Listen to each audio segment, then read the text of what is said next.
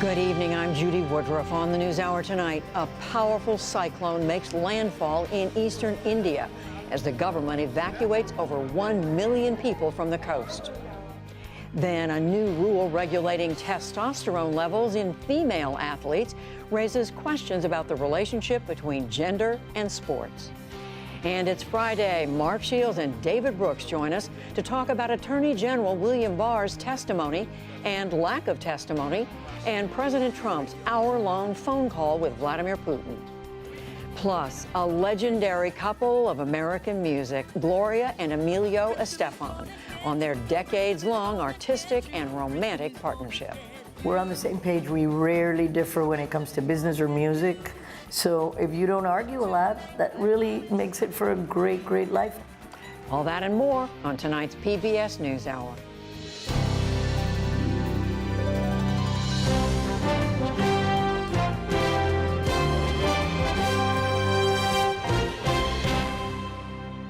Major funding for the PBS NewsHour has been provided by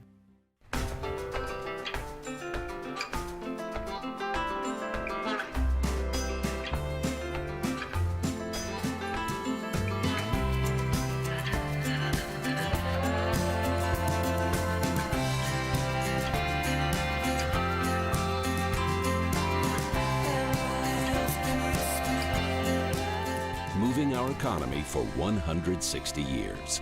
BNSF, the engine that connects us. Ordering takeout. Finding the West Route.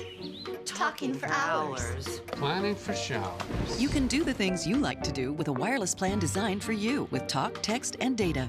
Consumer Cellular. Learn more at consumercellular.tv. Babbel, a language program that teaches Spanish, French, Italian, German, and more. financial services firm Raymond James.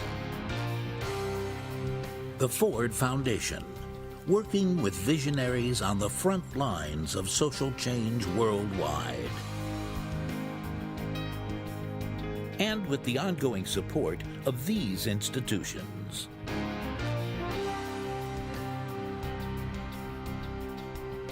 And friends of the NewsHour.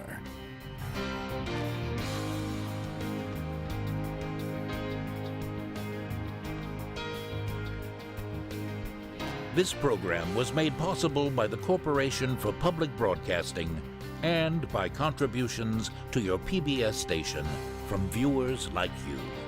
Thank you.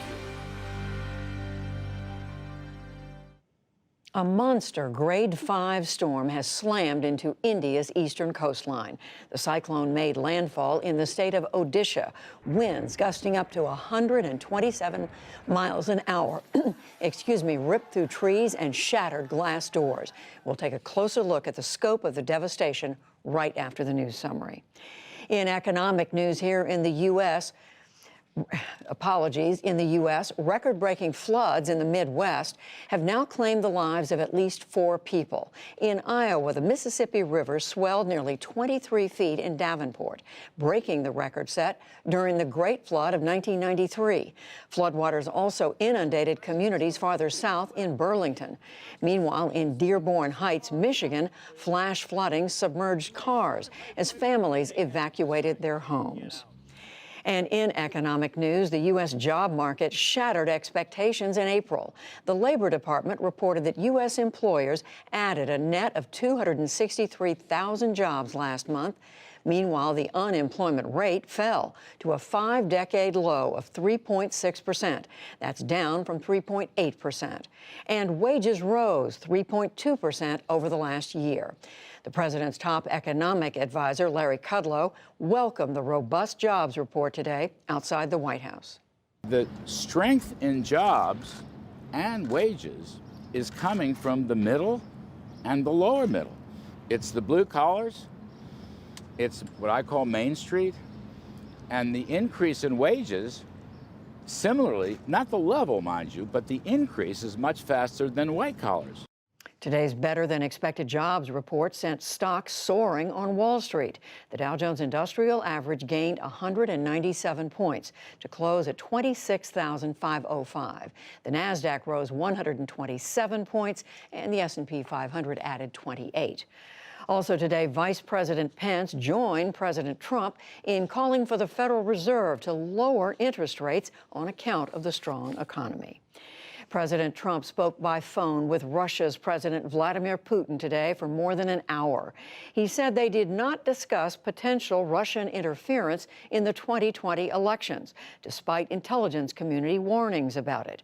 But Mr. Trump told reporters in the Oval Office that the two did speak about Special Counsel Robert Mueller's report on Russian election interference.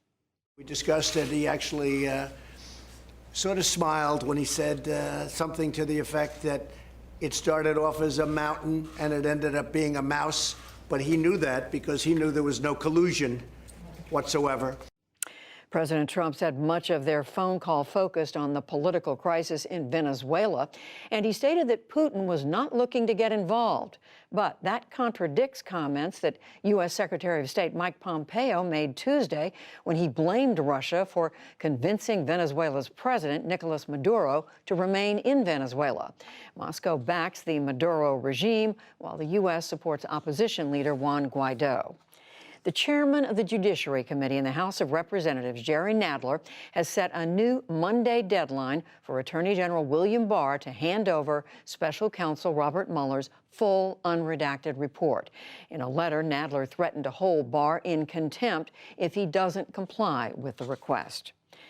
The death toll from the Ebola outbreak in eastern Congo has now surpassed 1,000 people. The country's health minister said that attacks on treatment centers have undermined containment efforts. 85 health workers have been wounded or killed since January. The outbreak began back in August and is the second deadliest in history. In Britain, there's been a Brexit backlash at the polls, with nearly all the votes tallied from Thursday's local elections. More than 1,300 of Prime Minister Theresa May's Conservatives lost their seats, along with over 80 lawmakers from the opposition Labour Party. Meanwhile, the pro-European Union Liberal Democrats won more than 700 seats in the party's best showing since 2004. Its leader hailed the outcome. Well, I'm just celebrating a really great result here. Chelmsford, Essex, but this story across the country. You know, the Lib Dems were written off at one point, but we're coming back very, very strongly. Every vote for the Liberal Democrats is a vote for stopping Brexit. Absolutely clear, unambiguous, honest. Prime Minister May conceded that the election results have sent a message to the Conservative and the Labour parties to, quote, just get on and deliver Brexit. A federal court in Cincinnati has ruled that Ohio's congressional map is unconstitutional. It determined the district boundaries were manipulated by Republican map makers to their advantage and ordered that the map be redrawn before the 2020 elections.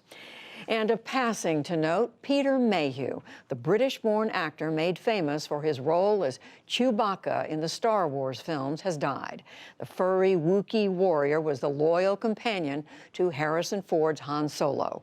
Though Mayhew was always in costume, his guttural roars became iconic. Peter Mayhew was 74 years old. Still to come on the NewsHour, a deadly cyclone makes landfall over coastal India. New revelations about the FBI's counterintelligence investigation of the Trump campaign. The Trump administration expands the rights of health care workers to deny treatment on religious grounds, and much more.